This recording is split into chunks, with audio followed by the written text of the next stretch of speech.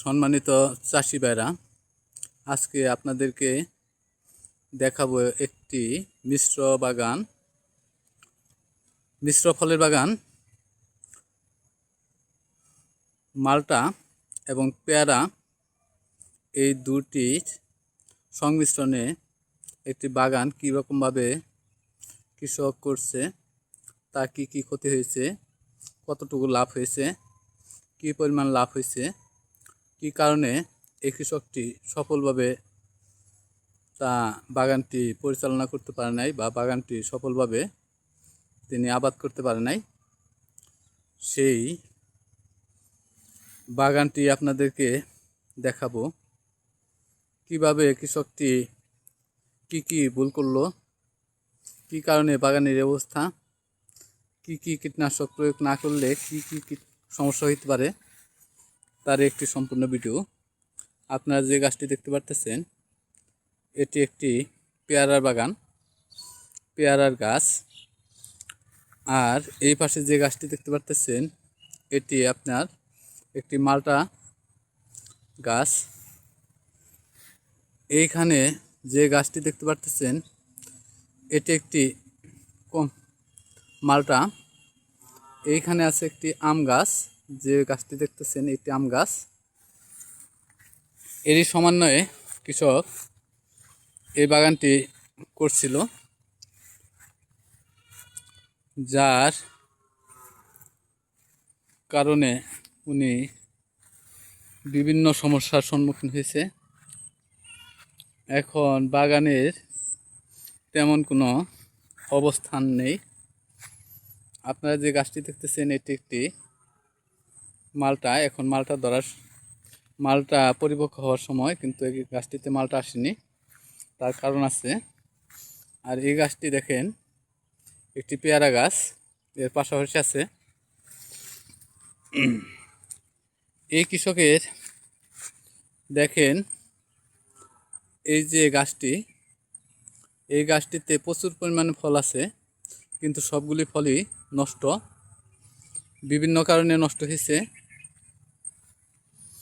তা আপনাদেরকে পরে বলতেছি, আগে বাগানটি আপনাদেরকে সম্পূর্ণভাবে দেখিয়ে নেই। এই যে গাছটি দেখতেছেন, এই গাছটি কিন্তু সবগুলো ফলই নষ্ট, বাতিল ফল, বাজারে অনুপযোগী, খাওয়ার অনুপযোগী, বাজার বিক্রি করার অনুপযোগী। আরও দেখাই, দেখেন কি অবস্থা।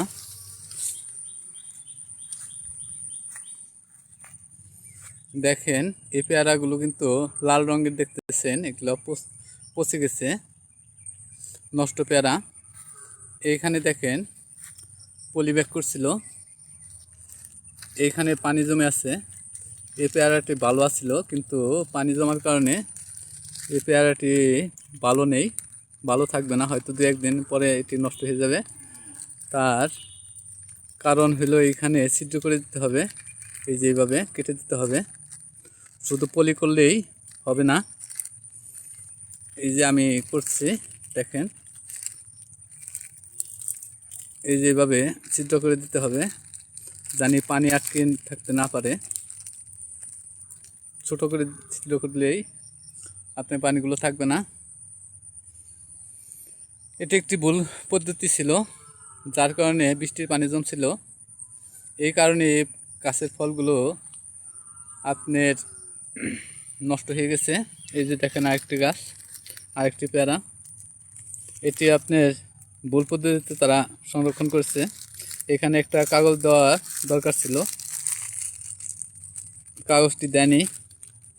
আর বোটার এই দিক দিয়ে আপনার পানি ঢুকে গেছে, কস্টিপ লাগানো দরকার ছিল, যাতে আপনার পানি ঢুকতে না পারে। এই যে দেখেন এই গাছটি অনেক ভালো, সুস্থ সবল গাছ। এখানে প্রচুর পেয়ারা আছে। এই পেয়ারাগুলো দেখেন আপনার দাগ আসছে, এখানে কীটনাশক প্রয়োগ করা হয়নি এবং পলিব্যাগ স্থাপন করা হয়নি, যার কারণে এটির মধ্যে দাগ আসছে। এই কারণে এই কৃষক অনেক লসের সম্মুখীন হচ্ছে। সঠিকভাবে উনি আবাদ করতে পারে না। যে গাছটি দেখতে পারতেছেন এটি একটি রুগ্ন গাছ। এটির আপনার ভিটামিন পিজিআর, জিপসার, টিএসপি সব কিছুরই অভাব আছে, জৈব সারের পর্যাপ্ত অভাব, যার কারণে এই গাছটি ফ্যাকাশে হয়ে গেছে। আর একটু দেখাই আপনাদের, এখন বিকাল, তাই বোধহয় আপনি ভালোভাবে আপনাদেরকে দেখাতে পারছি না। আপনাদের এর পরবর্তী ভিডিওতে বিস্তারিত আলোচনা করব এবং গাছগুলো কী কারণে এইরকম হইল তা আপনাদেরকে দেখিয়ে দেব। ধন্যবাদ সকলকে, ভালো থাকবেন।